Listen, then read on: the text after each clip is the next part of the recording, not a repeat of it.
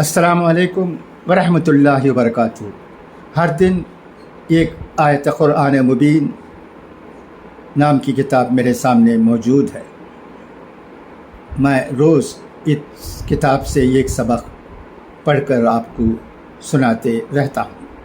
آج اس کتاب کا 25واں سبق پڑھتا ہوں، سنیے گا۔ جدھر بھی دیکھو خدا ہی ہے۔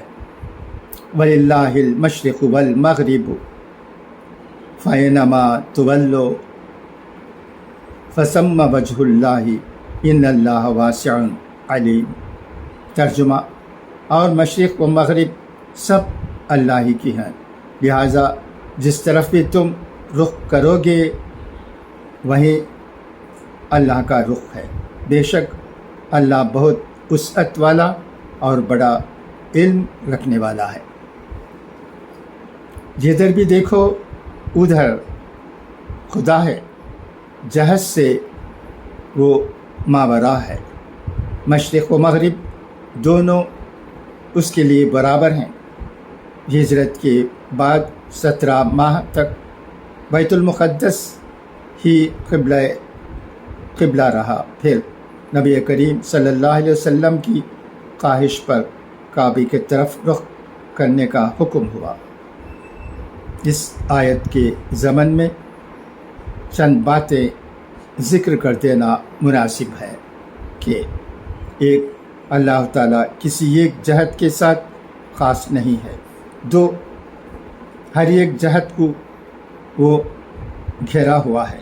3، جہت کی طرف رخ کرنا اسی کا حکم ہے۔ 4، اپنی مرضی کے مطابق رخ کرنا یہ گستاخی ہے۔ اسی وجہ سے مسئلہ یہ ہے کہ جہاں قبلے کا صحیح رخ معلوم نہ ہو وہاں تحریک کرے، بعد نماز پڑھے۔